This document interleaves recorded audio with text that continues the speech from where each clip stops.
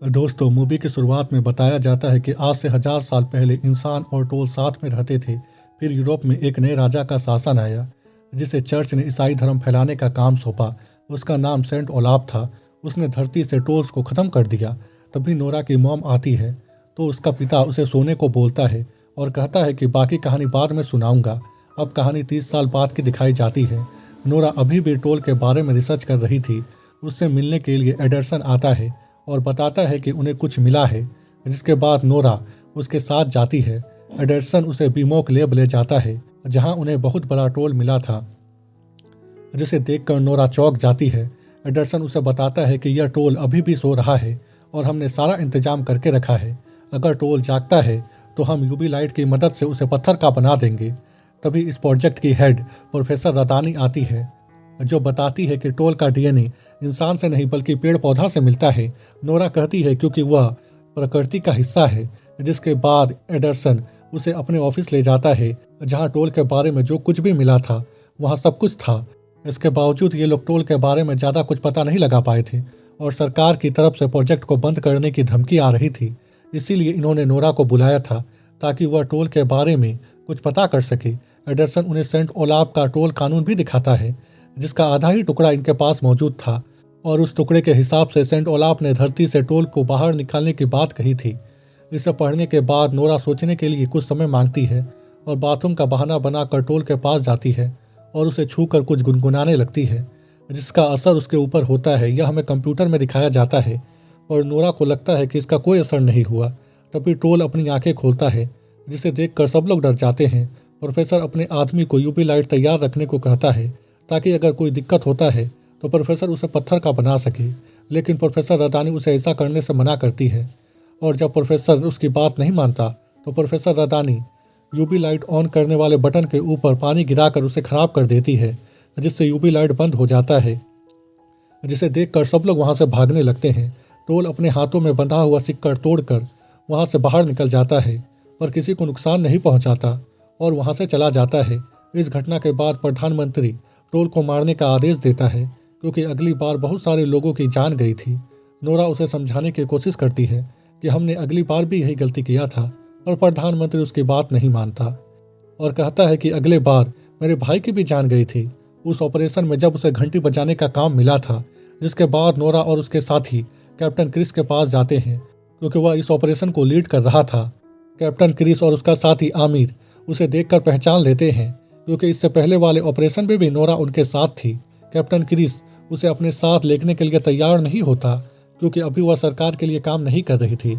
और नोरा उसे समझाती है और कहती है कि मैं तुम्हारी मदद कर सकती हूँ। कैप्टन क्रिस को पता था कि नोरा को टोल्स के बारे में बहुत कुछ पता है, इसीलिए वह नोरा को अपने साथ ले जाता है। उधर टोल लोगों के ऊपर हमला करके उन्हें खा रहा था। तभी कैप्टन क्रिस हेलीकॉप्टर की मदद से वहां पहुंच जाता है। अगली बार से इन्होंने बहुत कुछ सीखा था। इनके हेलीकॉप्टर में यूवी लाइट का एक बहुत बड़ा पैनल लगा हुआ था, जिसकी मदद से ये लोग टोल को मारने वाले थे। पर यूवी लाइट का कुछ ज़्यादा असर टोल के ऊपर नहीं होता। लेकिन टोल कैप्टन क्रिस के साथी आमिर के हेलीकॉप्टर के ऊपर हमला करके उसे मार गिराता है, जिससे उसकी मौत हो जाती है। यह देखकर कैप्टन क्रिस को बहुत ही गुस्सा आता है, पर वह टोल के ऊपर हमला नहीं करता, क्योंकि उसके हेलीकॉप्टर में बहुत सारे लोग थे। जिसके बाद टोल वहां से चला जाता है। किसी को भी उम्मीद नहीं थी कि यह टोल इतना खतरनाक हो सकता है। एडरसन कहता है कि क्या किसी तरह हम उससे बात नहीं कर सकते हैं, जिस पर नोरा कहती है कि कोई है जो उसे रोक सकता है। जिसके बाद नोरा उन्हें लेकर एक जगह जाती है। प्रोफेसर रदानी उससे पूछती है कि यह कैसी जगह है। नोरा उसे बताती है कि यह क्रिस्टल का कुआं है। उसने टोल राजा से छुटकारा पाने के लिए उसके बच्चे को किडनैप किया था, ताकि वह टोल राजा को कुआं में गिराकर जान से मार सके। पर उसकी किस्मत अच्छी थी, वह आज से 3 साल पहले यहाँ से चला गया, पर उसके बच्चे की डेड बॉडी आज तक नहीं मिली है। यहीं पर हमें पता चलता है कि सेंट ओलाफ अपने साथ हमेशा ईसाई चिन्ह रखता था, और उसने टोल्स को मारने के लिए चर्च की घंटी का भी उपयोग किया था। इसीलिए टोल्स ईसाई चिन्ह और घंटी से डरते थे। तभी नोरा कुएं के पास पहुंच जाती है और उन्हें शांत रहने को कहती है और बोलती है कि डरना मत। जिसके बाद नोरा एक पत्थर से, जो कि टोल का ही होता है, उससे धीरे धीरे आवाज़ करती है, और देखते ही देखते उनके सामने एक बहुत बड़ा टोल आकर खड़ा हो जाता है। यह वही टोल राजा का बच्चा था। नोरा बताती है कि वह यहाँ पर बहुत बार आई थी, पर जब तक इसे लगा नहीं कि मैं इसे नुकसान नहीं पहुँचाऊंगी, तब तक यह मेरे सामने नहीं आया था। टोल को देखकर सब लोग चौंक जाते हैं। नोरा ने उसका नाम कुदरत रखा था। नोरा टोल से कहती है कि कोई है जिससे हम बात नहीं कर पा रहे हैं, हमें तुम्हारी मदद चाहिए। जिसके बाद हम नोरा को बर्फ के बीच देखते हैं। तभी उसके सामने बूढ़ा टोल आता है। बूढ़ा टोल नोरा के ऊपर हमला करता उससे पहले ही कुदरत उसके सामने आता है, जिसे देखकर बूढ़ा टोल चौंक जाता है। फिर ये लोग आपस में कुछ बातें करते हैं और जब इनकी बातें नहीं बनती तो बूढ़ा टोल जमीन में एक लात मारता है। बर्फ टूटने की वजह से कुदरत बर्फ के अंदर घुस जाता है और नोरा और उसके साथी किसी तरह अपनी जान बचाकर वहां से भाग निकलते हैं। नोरा को लगता है कि कुदरत की मौत हो गई, इसीलिए वह रो रही थी। तभी प्रोफेसर अदानी उसे बताती है कि अगर हम टोल के निशानों को देखें तो वह टॉन डिम जा रहा है। नोरा कहती है कि उसके पिता ने बताया था कि नॉर्वे का ईसाईकरण के बाद सेंट ओलाफ ने ट्रोल्स का कत्लेआम किया, फिर उन्हें देश से बाहर निकाल दिया।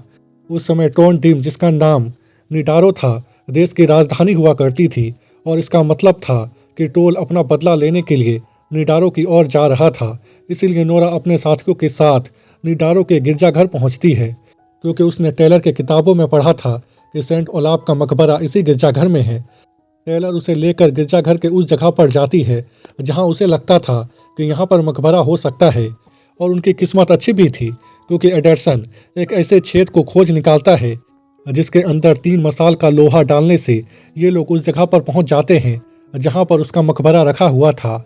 नोरा और प्रोफेसर अदानी उस मकबरा को खोलती है। उसके अंदर अभी भी सेंट ओलाफ का डेड बॉडी होता है और एक तलवार, जिसके ऊपर जंग नहीं लगा था क्योंकि वह तलवार सिल्वर का बना हुआ था।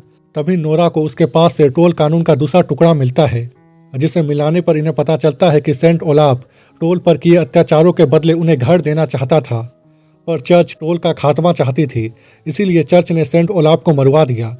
नोरा कहती है कि इसका मतलब है कि टोल सेंट ओलाफ से बदला लेने के लिए नहीं, बल्कि पूरा देश से बदला लेने के लिए आ रहा है। उधर हमें दिखाया जाता है कि टोल लोगों के ऊपर हमला करके उन्हें मारते हुए निडारो की ओर बढ़ रहा है। प्रोफेसर अदानी पूछती है कि सेंट ओलाफ ने टोल को रोकने के लिए किस किस तरीके का उपयोग किया था। नोरा कहती है कि सिल्वर की तलवार का। कैप्टन क्रिस कहता है कि तलवार नॉर्मल है, उसमें किसी तरह का जादू नहीं है। नोरा कहती है कि जादू उसमें नहीं, किसी और चीज़ में है। जिसके बाद नोरा चर्च में रखे हुए पानी का उपयोग करती है और एक चाकू से उसके पास जो पत्थर होता है टोल का, उसे काटने की कोशिश करती है और वो पत्थर कट जाता है, जिससे ये लोग बहुत ही खुश हो जाते हैं।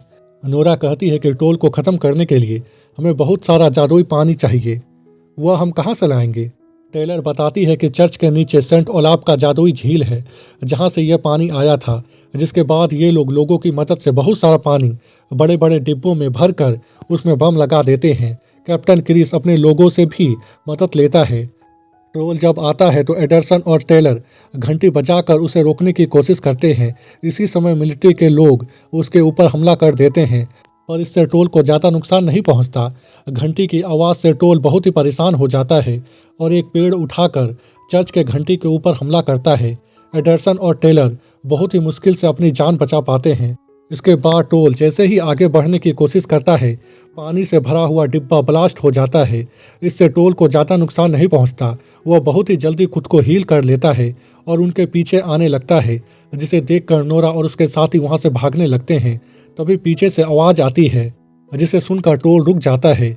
यह कोई और नहीं, कुदरत होता है, जिसे देखकर नोरा बहुत ही खुश हो जाती है, क्योंकि उसे लगा था कि वह मर गया है, पर ऐसा नहीं होता। जिसके बाद उनके बीच लड़ाई स्टार्ट होता है। नोरा को समझ में आ जाता है कि अगर उसने कुछ नहीं किया तो बूढ़ा टोल कुदरत को जान से मार देगा। प्रोफेसर रदानी कहती है कि उसके अंदर एक दिल है, अगर किसी तरह हम उसके अंदर पानी पहुंचा दे तो हम उसे मार सकते हैं। तभी एडरसन के दिमाग में एक आइडिया आता है। वह कहता है कि क्यों ना हम हेलीकॉप्टर की मदद से उसके ऊपर जाए, पानी का डिब्बा उसके मुंह के अंदर फेंक कर ब्लास्ट कर दे। यह आइडिया सबको पसंद आता है।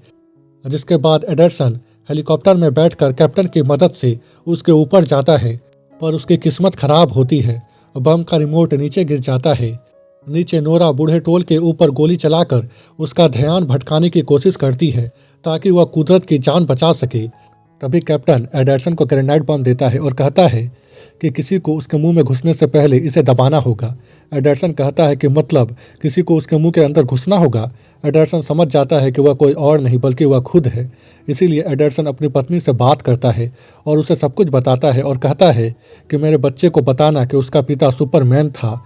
तभी फोन कट जाता है और हम देखते हैं कि एडर्सन पानी के डिब्बे के साथ उसके मुंह के अंदर कूदता है और अंदर घुसने से पहले ग्रेनाइड का बटन दबा देता है, जिससे बूढ़ा टोल मरने लगता है। तभी कुदरत उसके ऊपर हमला करके उसका दिल बाहर निकाल देता है, जिससे उसकी मौत हो जाती है। थोड़े दिनों बाद हम नोरा और उसके साथियों को देखते हैं एक साथ एक घर में। एडर्सन की बेटी हुई थी। तभी जमीन हिलने लगता है और बाहर हम एडर्सन को देखते हैं पहाड़ों के बीच। और इसी के साथ यह मूवी खत्म हो जाती है।